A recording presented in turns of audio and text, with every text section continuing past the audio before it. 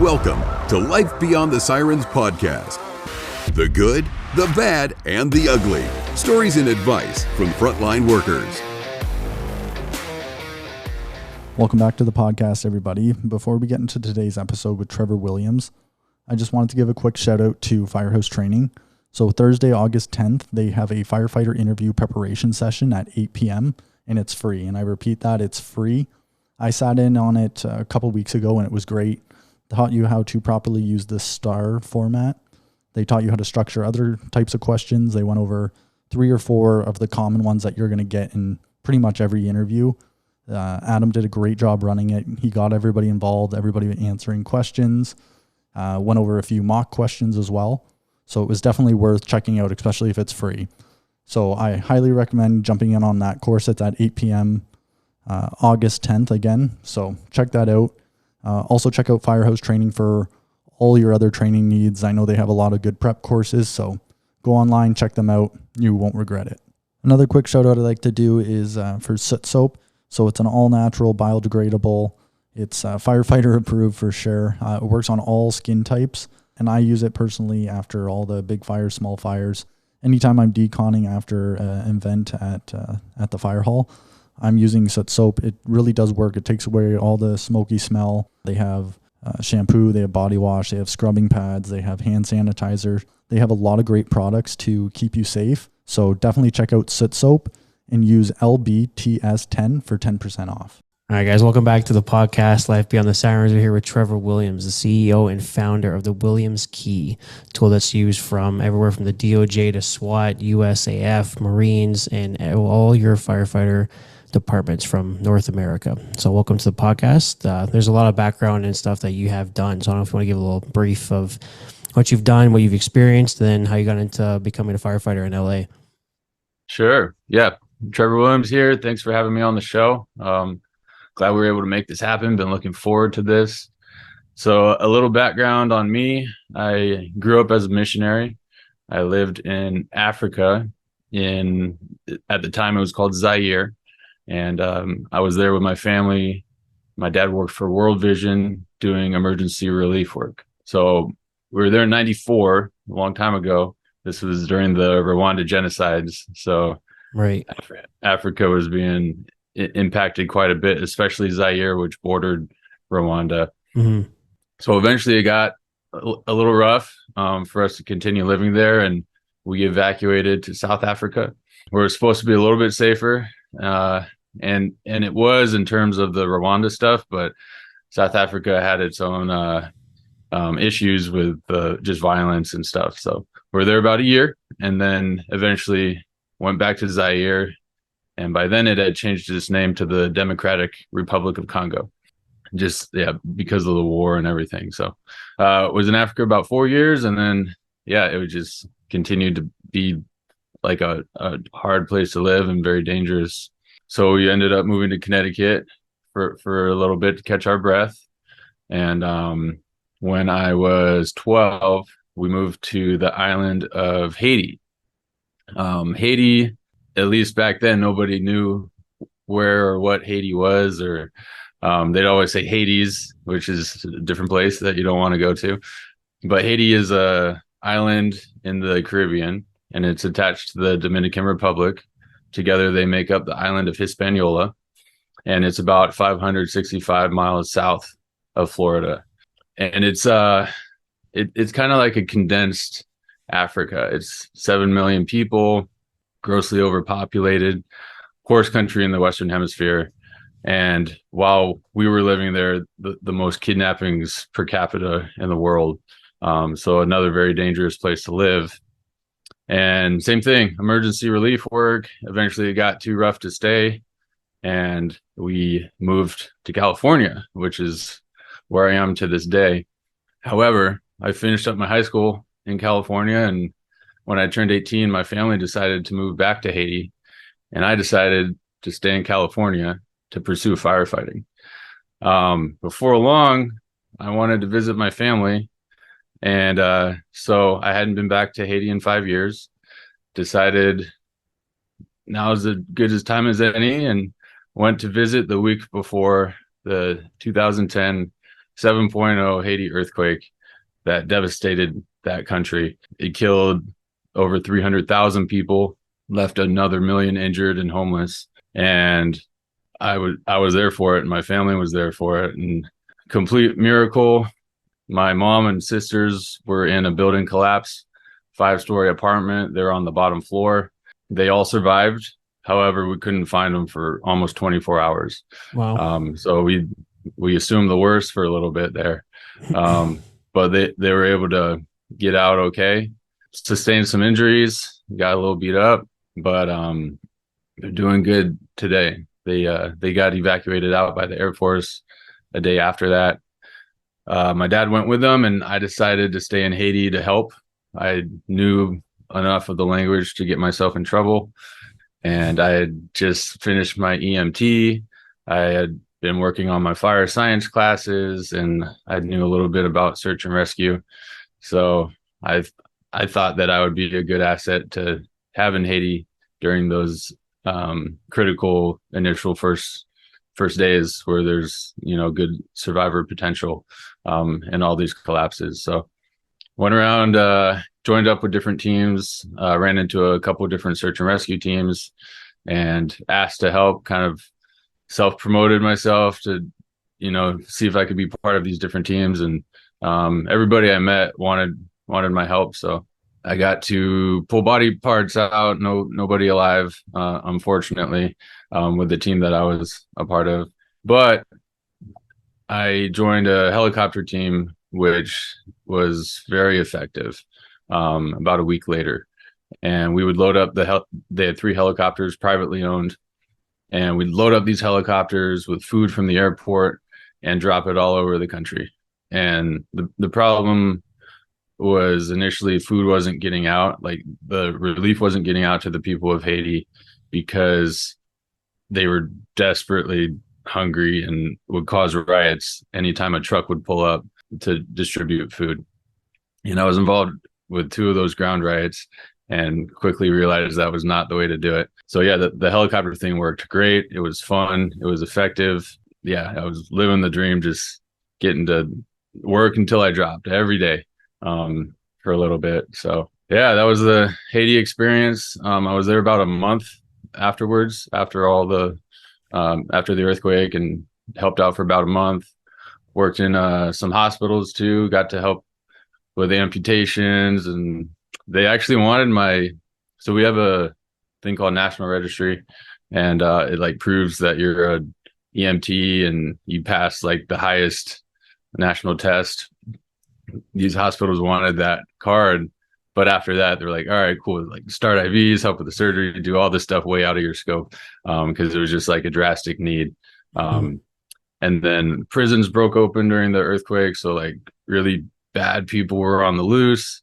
So on top of all the hurt people from the earthquake, there's gang violence and shootings and robbings and people getting attacked due to all that stuff as well.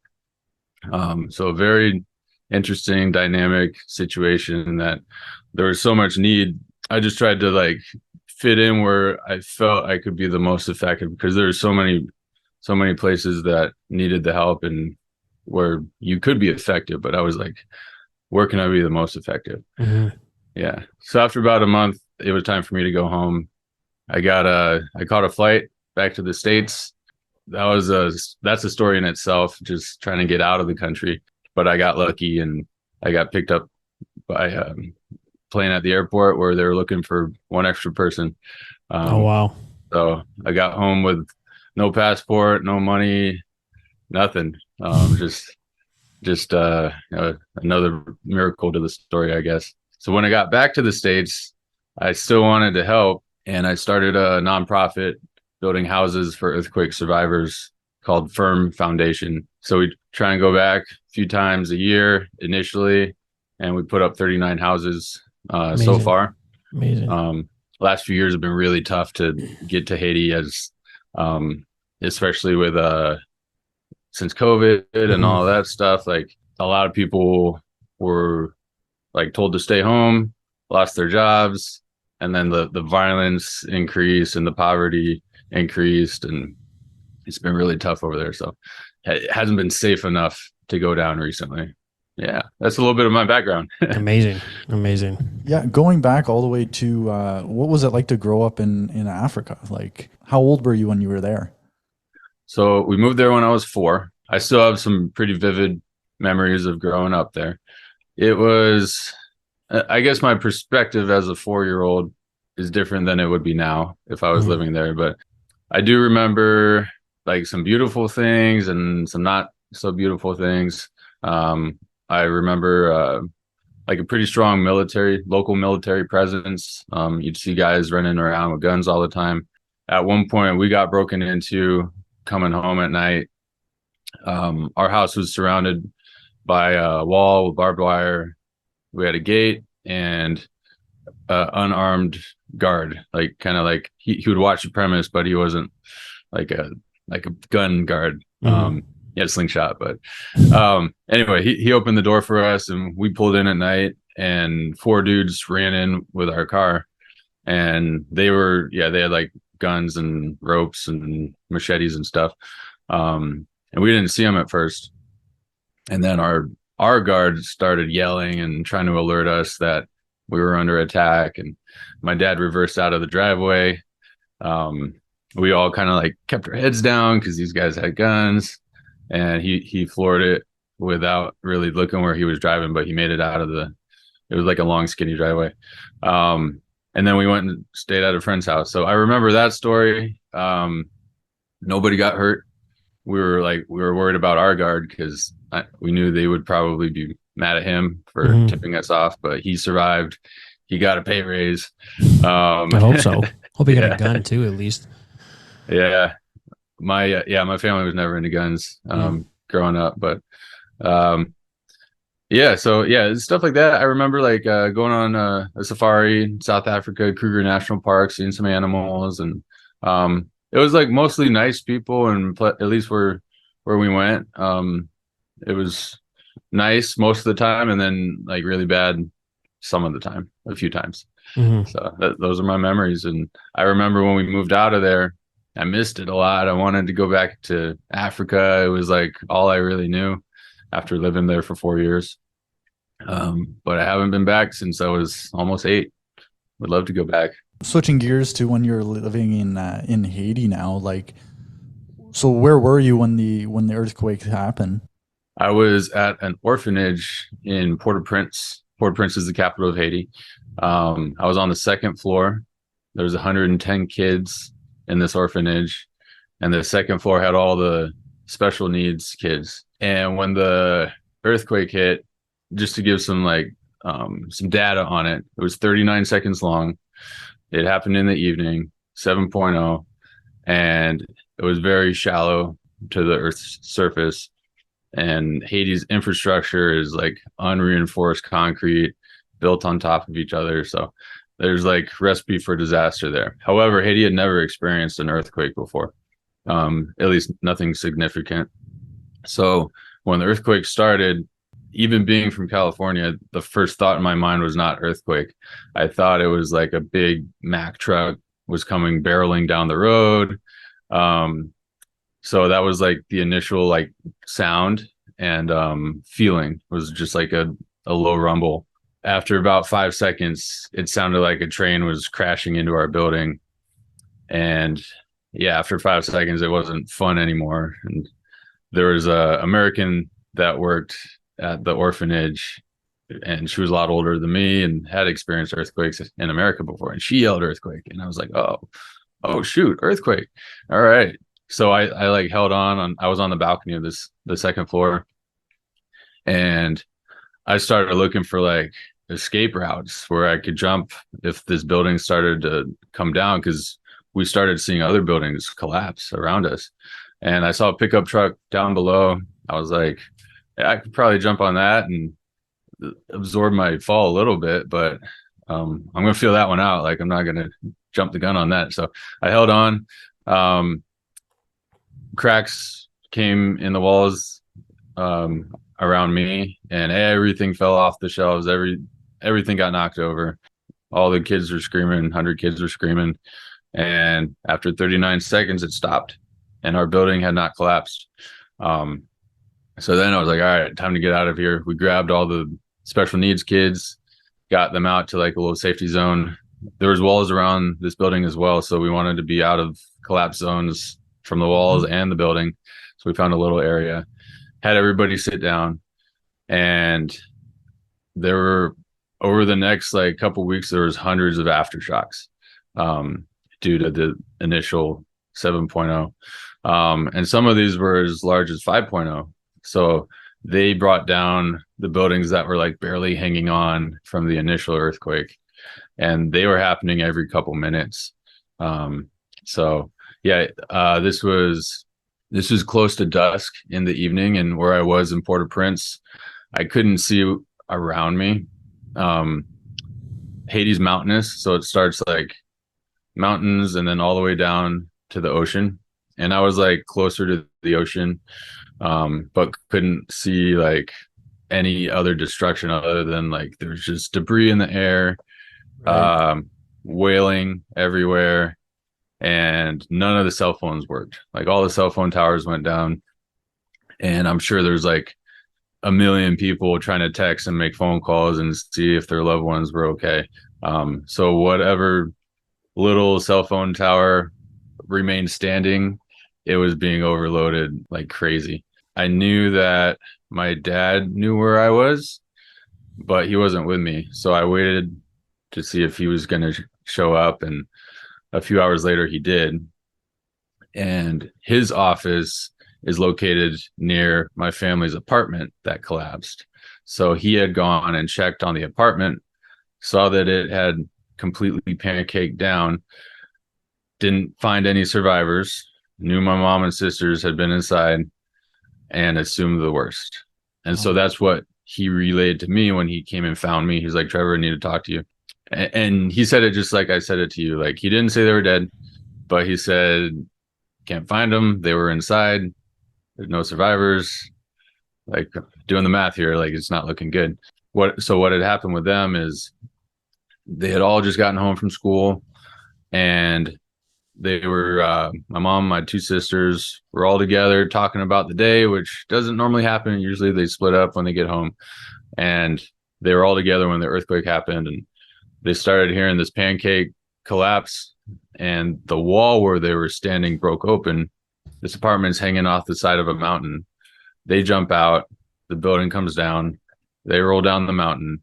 My mom was like 45 at the time. I had a 4-year-old sister and I think a 12-year-old sister. And Wow. The 4-year-old had no shoes on, and she got debris in her eyes. And then my mom had no shoes on, and they thought she broke her arm and her leg. And my other sister did have shoes on, and she kind of helped everybody. And they spent the night in a tree. Wow. So that's why I couldn't find them, because they were already gone. Haiti's a bad place to be as a female at night, especially like with all these prison broken open and just people looting right away and stuff like that. So they had to like go find shelter and protect themselves. So that night before we were reunited, me and my dad, we went to his pastor's house, which was up the mountain a little bit. And it took a long time to get there because, again, all these walls are falling into the street. There's dead bodies everywhere. There's people digging. There's parents digging for kids. There's kids digging for their parents. There's people holding candles, like trying to, just respond to what had just happened. Yeah, it took us forever to get anywhere. Wow. Slept in the mountains, and then the next morning, and that's because it was safer up in the mountains. It had been less affected, and there's also a satellite phone that the pastor allowed us to use to contact the States and give family an update. So next morning, we went to my dad's office to get shovels and like supplies to start digging. And that's when my mom and sisters arrived at the office as well. We all saw each other, ran, hugged. They were covered in debris and cuts and scrapes and limping. And it was like just such a beautiful moment, going from thinking we lost them to getting them back. It was very powerful. Yeah, I can only imagine that. Like when you these earthquakes, you say it's a 7.0. Like, what's the scale? Is it a 1 to 10 kind of scale? My understanding of it, and you're the first person to ask me this, so I wish I knew more. My understanding is every time it goes up, like from 7 to 8, an 8 is like 10 times as powerful as a 7. So that's the extent of my knowledge about how they measure it. But 7 is significant. I don't know. I don't think I've heard anything over a 8. Maybe there has been, but Yeah, I don't think they happen too often. But what are you even supposed to do? Like, you said you were on a balcony on the second floor there. Like, what are you even supposed to do in a earthquake? Is that the one where you're supposed to stand in like a door frame because like the walls are the strongest part? Or I'm not even sure. so people are trained here, at least in California, go like crawl under a desk or like under a door frame, protect yourself from like stuff falling on you. After my experience, I want nothing to do with being inside any building. right. Like, so the risk is you run outside and you get hit with a piece of debris or like a person or like something that's falling. That's the risk you take when you exit a building. For me, I'm getting out of building if I can. Where I work here as a firefighter now, I work in West Hollywood in a 3-story concrete building that was built in the 50s, and it's been through a lot of earthquakes. So it's like, it's strong, and we've had earthquakes where I've been there, but it's so big, like I'm so deep in it most of the time that I can't get out of that building. But that's my instinct. Anytime I feel like a little earthquake go on, I want to run out of there. And yeah, there's no way I don't want to get crushed inside a building, like especially after everything I saw. So I'll take my chances outside. Yeah. But they train you crawl underneath the table or something. Did everybody come home like after that? Like, or do you still have family still living in Haiti, or is everyone now in stateside? Everybody's home now. So, yeah, they lost their house. My dad was the director of World Vision Haiti. And he was the first point of contact the U.S. had with Haiti. Right. Wolf Blitzer of CNN called and talked to my dad directly, like the first. So that's kind of his little cool thing. Celebrity moment. Yeah. Yeah. But he didn't know what was going on initially. They didn't have like data a couple of seconds after the earthquake hit. So yeah, they all got relocated to Connecticut. Eventually my dad ended up being the New York City national director for World Vision. And they've been there ever since. So my parents are still in Connecticut. I have one sister in Connecticut and then one sister in Washington. But I'm the only one out here. I'm married now, 2 kids, all that. But I'm established, but no family. Okay. It doesn't seem like that long, or it seems a lot longer. A lot longer ago, yeah, a lot longer ago than it's been 13 years. But 2010, when you say it like that, it doesn't seem like I remember because I was going to college then. Like it wasn't that long ago. What was going through your mind when you were just searching for bodies or people in the rubble? It was sad. It was really sad because normally we weren't just like randomly looking for bodies. It would be a family member would run up to our team and be like, please help us. Please help us. You know, my dad is buried or my son is buried. So those were like, there's emotion involved. These weren't just like random people. These were like somebody's loved one, and their family was there while we were trying to look. So that was sad. And yeah, we would uncover like a limp arm, you know, and a giant rock like next to the arm that, you know, there's no way this person is still alive type of deal. So yeah, I was trying to look past that so that we could like accomplish the task at hand. But afterwards, looking back, I was like, man, that's rough. That was rough for a lot of people. And you, for me, I was affected, like the process, like the PTSD side of it and everything. I did have to deal with that. But what helped was the nonprofit I started and speaking at churches and schools and sharing my story. and that's like therapeutic, right? So the more you talk, like right now, we're talking about it right now, and 13 years later. So it's like I feel like the healing has already occurred, and I think that happened years ago, but it's definitely healthy to continue to like process that and not get hung up. My family, on the other hand, they had a much harder time dealing with what they experienced because they didn't get to stay in Haiti after the earthquake. They got whisked away by the Air Force and medical attention, and there was no closure for them. And loud noises and vibrations and all that stuff, they're very like jumpy, and they had a harder time just adjusting to normal life. They didn't like going fast in cars. Just washing machine bothered them, so they had to go to therapy for a couple of years. And my mom especially struggled, and she would have like pain, and she like couldn't figure out if it was like a psychological connection to what she went through, or like actually she was still injured or not. But they are good as well now. Good. And they started a music ministry to go back to Haiti, and they'd get instruments donated, and then they'd bring that to Haiti. They'd put on a music camp, leave the instruments, and that was kind of their way to give back.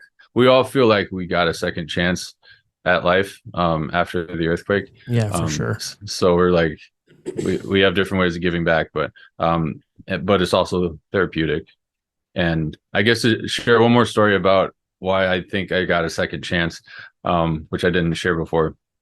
One of the reasons I was in Haiti visiting was I was going to help teach at the United Nations Fire Academy. They had a new fire program, and I went down to volunteer for a couple of weeks, along with visit my family and see Haiti again. But part of that process was I had to go through an interview. They'd already kind of like unofficially told me like they wanted me and stuff, but I still had to like get paperwork and the badge and signed in and all that stuff, get the blessing. So they said, yeah, come in for your interview. And the interview was supposed to be the day after the earthquake. And this is before the earthquake happened. And I'd gotten there a couple of days early, and I was like, hey, why don't we just do it today? Like I'm here to work, let's not waste time. So they let me come in. Oh, I'm sorry. The interview was supposed to be on the day of the earthquake, and I got to do the interview a day early. So, and it would have been on the day of the earthquake, during the time of the earthquake, when I was supposed to be doing this interview. And had I had not rescheduled, everybody in that building died. There's 300 people in that building. It's called the Christoph UN building. Completely collapsed, and I would have been there. So I knew that I got a second chance too, just through another little miracle and God, and I don't know, circumstance, happenstance, whatever you want to call it. Yeah. But I knew I was lucky. So yeah, we're all trying to give back and thank God for each day of life. Yeah, absolutely. That's amazing. So then you came home and you started pretty quickly on the fire department in LA? No, it took some time. So my journey with the fire department is I joined Explorers when I was 15 and a half. And Explorers are where if you're a kid and you think you want to be a firefighter, you can go start training with the fire department. And you get a little uniform, and they eventually send you to an Explorer Academy. Then you can start doing ride-alongs, 24-hour ride-alongs. And it's just your way of like learning how the department works, and if blood and guts and fire are for you or not. So yeah, so I started when I was a teenager, and then you're allowed to apply when you turn 18. So I put my application in right away, and then I knew I wanted to be a firefighter, whether it was for LA County or wherever. I just wanted to be a firefighter. And so I applied to 60 different departments. I traveled all over the US. I tested for FDNY, Washington, Texas, Las Vegas, everywhere, every big city I could find, even the small ones.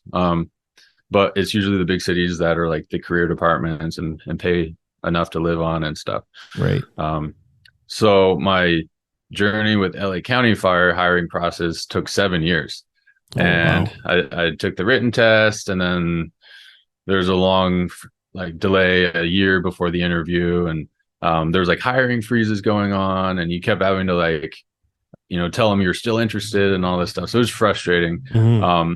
And the whole time I'm living years and years of my life where I don't want to travel because I might miss the letter in the mail. Cause I don't want to lose my spot in this process, and it's taking so long. Mm-hmm.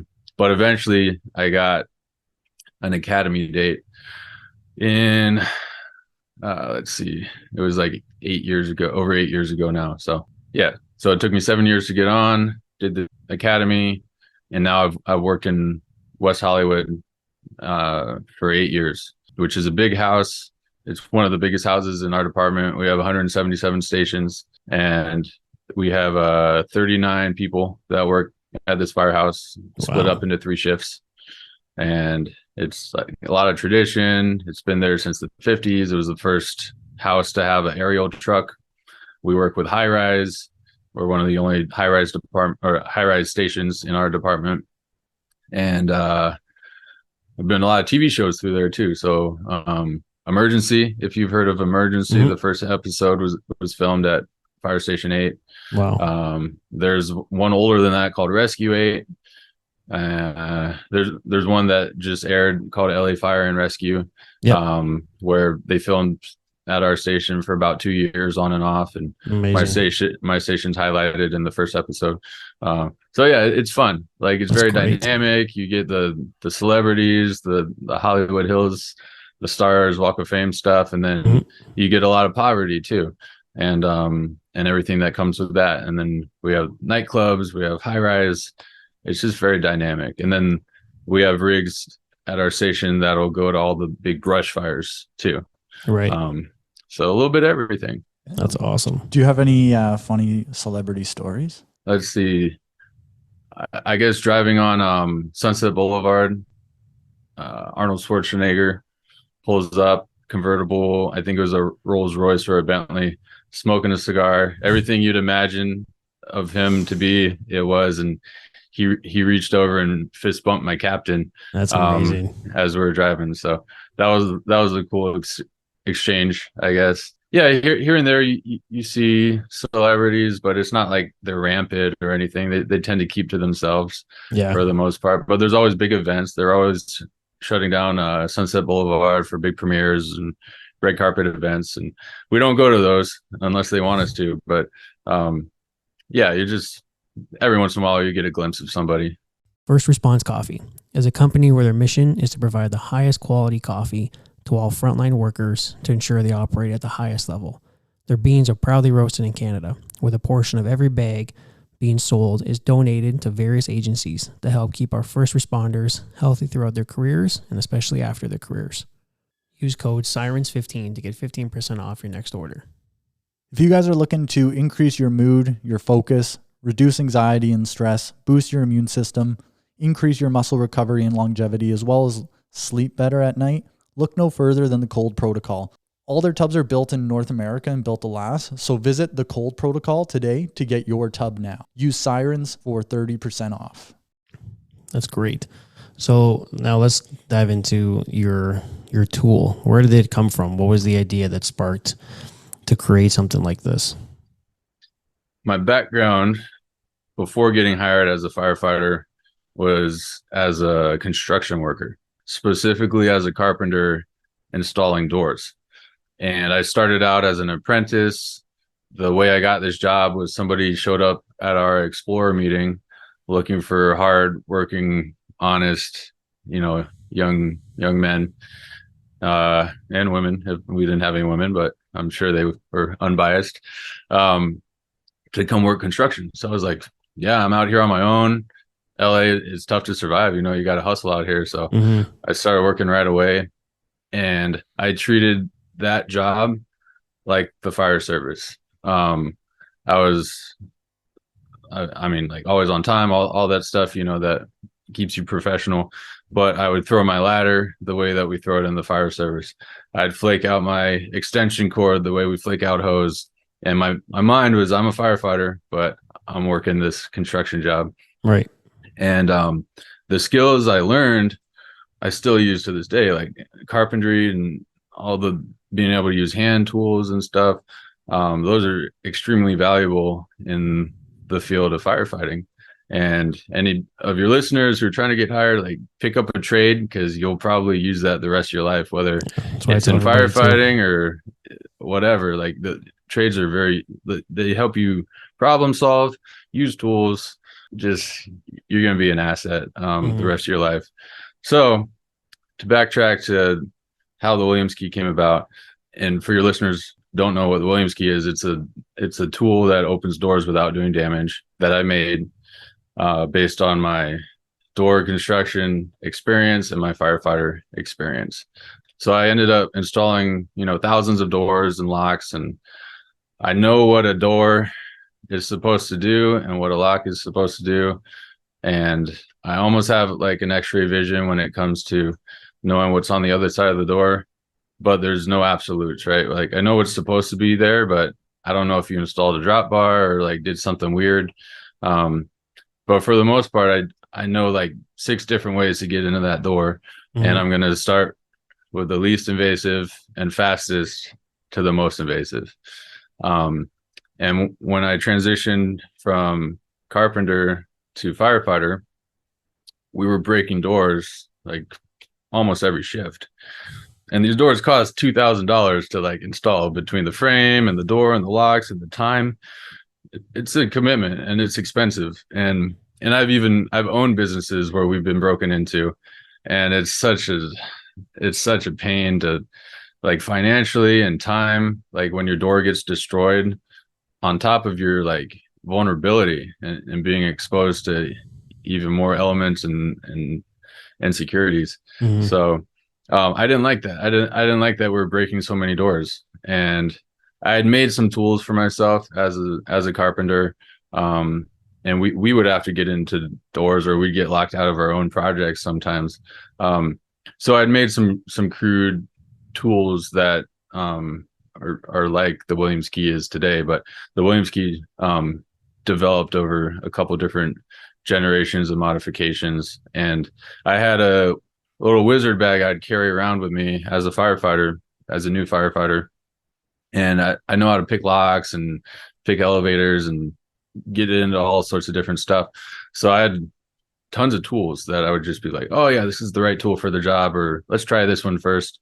And I just have my process of, okay, if this doesn't work, this might work. And if this doesn't work, this might work. And if that doesn't work, all right, we're getting the irons and we're going to force it, or the rotary saw, we're going to cut it. But there's never been a door we can't get into. Like we will get in eventually. But we want to do it quick and efficiently. So people saw me pulling out this Williams key type tool all the time and using it a lot. I was using it every shift. And eventually guys were like, hey, I see you. Can you, whatever that thing is, you mind making me one? And I got enough requests to where I was like, all right, I'll go find somebody who can cut these, because it takes me a long time to just make one. Right.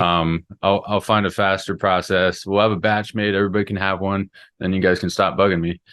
And so I did. We made, I think it was probably like 20 initially, and they went quick. Everybody wanted one. And pretty soon people wanted to buy them. And the next batch was 100. And then it was like, oh shoot, like word's traveling fast. Like people want these things. And I never anticipated to sell these. I just, like, my goal and mission has always just been to help people and get in quickly and not leave grandma with a broken door when we didn't need to. So yeah, eventually, like, I branded it and made the website, and now we've sold close to 20,000 of these keys. And yeah, it's just like, it's a full-time gig now. Yeah. And that's amazing. And that's developed the platform. The Williams Key brand is like a pretty strong brand now. I think it's recognized. I get recognized like in public now sometimes, maybe not with a beard. This beard's new, but like normally, like, I'm the face of Williams Key products, and even just the little keyhole skull, like it's starting to like get recognized. And I don't need to put williamskey next to it anymore. Like people are like, it's cool. It's really developed well, and it's become popular. And so that foundation has allowed me to create more tools. So now I have a line of like, I don't know, probably 10 different things I've come up with. And I think your viewers are mostly audio, right? Yeah. But yeah, we have like these door hanger things that you can leave once you've made entry. It says, hey, 911 was here. You can leave a note. You didn't get burglarized or broken into. We had to turn off your fire alarm. And it's just like a common courtesy type of deal that is great for departments to just have on hand. Where imagine getting like broken into, you weren't home, but it was the fire department, but you didn't know. And they knocked over your plant, and you see footprints, and you're like, did I get broken into? What happened? What did they take? It like, it's unsettling, and it leaves a lot of questions. So just like little stuff like that. And we have like big Williams keys, folding Williams keys. We have like different colors now. So we got like breast cancer awareness month folding keys, and we're starting to do like the water dip, multicam stuff, and those haven't released yet, but we got, just a lot of fun stuff, and branding and t-shirts and stickers. And we've got a thing for like inward swinging doors too, where it's like a piece of plastic that you can wrap around your door. And williamskey is good for outward swinging doors mostly. It'll get into some inward swinging, but that piece of plastic, which you can make it out of a plastic bottle. That's the first one I made, and it's just great to have in your pocket. But we sell it too, so if you don't want to make it, you can come buy one. That's awesome. So good. It's great. You finding there's any limitations you're having with the key in terms of using like entry deadbolts or anything like that? Or oh yeah, it doesn't work on every door. It's a tool for the toolbox. Deadbolts it won't work on. So if you're concerned for your own safety, just get a deadbolt. But we find that it's great for like apartment gates, like main entries, some commercial stuff, elevator control rooms. It has a shove knife end on it, so you can use that. If you can visualize the strike, you can grab it with a shove knife end. If there's an anti-vandal plate in the way, the longer blade end will slip behind there and bypass that strike. So yeah, there's always going to be limitations and like heavier security doors. Works well on those panic doors as well. Yeah. Where they push, because you can put it right through, and then with the hook, you can just push it down.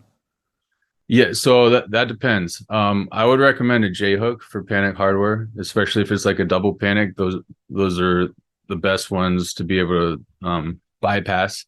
If it's a single panic, where the ones you see on like commercial exits, those are really high security. Like those are actually really tough to get into, because where the strike touches the door frame, you're not able to visualize that, and there's no access from the outside of that building. And that's what I installed on one of my businesses that kept getting broken into. I was like, we're getting panic hardware, we're getting a full door vandal plate with security screws, we're getting concrete filled frame, we're getting a piano hinge. Like I knew all this stuff to make it like super high security, a drop bar, and then another security gate. Anyway, yeah, it can work on panic, and they're actually like, you can bend them too to form into like a J hook. So that's a function that you're able to do, and then you can reset if you do bend it, or if it arrives to you. Then this happens sometimes too. U.S. Post Office or like FedEx or whatever shipping service you end up getting your tool through, they just throw that stuff in the truck and throw boxes on top of it. So sometimes these tools get beat up in the shipping process, but you can reset it very easily in a vise, or by like putting counter pressure against it, by like sticking it in a door and bending it a little bit. They're very versatile and durable. So yeah, just a pro tip. Yeah, I love it. Well, you're the creator of it, and you had the most prototypes of use. So if anyone's going to know how to use it better, it's going to be you for sure. What's the future of williamskey? Is there any other, I know you just mentioned another product, but do you have anything else in the works? Top secret stuff? Yeah. Oh yeah. I always got tools in the works. There's one that I don't think anybody has seen available on the market currently that is in the works. And then there's I always have a few like up my sleeve. There's a few others that are just kind of common tools that would be nice to have available through williamskey. Simple stuff. We recently came out with a wedge. Let's see. Yeah, I've seen that. It's very nice. I was going to show you, but your viewers don't care. So they care. Yeah, they so care. A glow in the dark wedge. So you don't lose it as easily, and it's got the skull, which is, the branding and everything like that. So, little stuff like that. We're continuing to add. I'm just so busy with the key itself that I haven't had the time to expand as much as I've wanted to. But yeah, if things slow down with the sales or whatever with the key, I'll have more time to pursue other products and stuff like that. So it's a good problem to have, but yeah, we're just taking it a day at a time over here. Are you finding that these ideas are coming from calls you're going on, or is it kind of you're sitting and just brainstorming? Most of the time we run into a problem and then I'm like, how can we do this better? Right. And that's where a lot of ideas come from, because that's great. We're critical thinkers, right? We're problem solvers. That's our job as firefighters. So yeah, our brains probably think differently than a lot of people, and we're always trying to make things better. No matter what it is. I got a new car, but I want to change the rims out because that would make it better, and okay, we're on this call. We got in, but how can we get in faster? How can we do it safer or quicker or whatever? We're always trying to improve. It's great. Is there ever a chance to get a piece of equipment like the williamskey on every single apparatus in a department, or? Yeah, absolutely. I think that, let's see what department. There have been some departments who've staffed everything with the williamskey. I think it's Boston that. So I have a couple of different I have 16 different distributors. One of those distributors, Coastal Fire Training, has a kit, and there's a williamskey in the kit. And I believe that kit went on all of their rescue trucks or something like that. And Boston's a pretty big department, first department, right? So there's a lot of history there. And yeah, there's people who buy keys 50 at a time, 100 at a time. The biggest one, they get into subscription boxes too. I don't know if you guys are familiar with those, but yeah. They're themed boxes for firefighters or for police, and you subscribe, you don't know what you're going to get. So my products have gotten into some of those. I think the largest williamskey order was 2,000 for one of those boxes. And that's great because people are getting it and maybe they've never heard of it before. So it's basically getting samples out to 2,000 different firefighters or cops. And then they get to hey, if they like it, maybe their friends want it too, so it's really good marketing as well as sales. So for sure. Do you find you have a lot of cops reaching out to you, being like, this is a great tool? Yeah. Tons of cops. They're probably the second largest purchaser of the key after firefighters. And what's interesting is I recently was in a store that sells ammunition, and I was talking to them about the williamskey and seeing if they wanted it or not, or if they'd heard of it. And I was kind of pitching them, and I don't normally do this, but the opportunity seemed right. And the guy next to me who was picking up something was like, oh, I'm a cop. And the williamskey, love that thing. Yeah, we just saved a life using that. My buddy has one. We got into this door and this guy had overdosed, and we were able to give him Narcan, saved his life. It's an amazing tool. And he didn't know that I was the guy, the williamskey guy. And so I was like, oh, what, you hear that, guys? That's cool. I didn't pay him to be here. And then he was like, oh, wait, you're the williamskey guy? So I had to go back to that same place to pick something up. And I was like, all right, guys, I brought you some keys. And if you guys want to be a distributor, we're ready. Here it is. Here's pricing, all that stuff. I made it easy for you. And a different guy was in there that day, another cop. And he's like, oh man, the williamskey, are these for sale right now? we just saved a life. We just got, and he had a story too. And I'm like, guys, come on. Like, I'm not paying these guys to be here, but I'm just saying this stuff is recognized, right? These guys love it. This guy's ready to buy one from you right now. You want to sell it to him? So these guys like sold it for me. You know, that was the pitch. So amazing. Now this place is a distributor for williamskey. But yeah, cops love it. Great. Mm-hmm. It's a great tool. Like I know a couple of guys in my other department, they use it. A couple of guys in a couple other big cities use it, and they have nothing but amazing things to say about it. I have one too. I haven't got a chance to use it, but hopefully, well, I guess not really hopefully, but if an opportunity comes up, I'll definitely use it for sure. Nice. Yeah. I appreciate the feedback. That's great. Yeah, my buddy in Toronto, when we posted that picture of the williamskey with our black bunker gear, he reached out and was saying how much that he uses it in Toronto and stuff like that. So I guess they have more like security gates and more applications than we would in our city. But yeah, it's definitely a good piece of kit. Yeah, I see it used a lot in like industrial settings, big cities, apartments, especially commercial stuff. Canada, I get orders from Canada every day. Oh, I can imagine. Yeah, you guys are the second largest purchaser of williamskey, and then after that, for some reason, Australia. Interesting. And I actually have a distributor in Australia now. So yeah, it's weird, huh? Like just random. I never thought of Australia.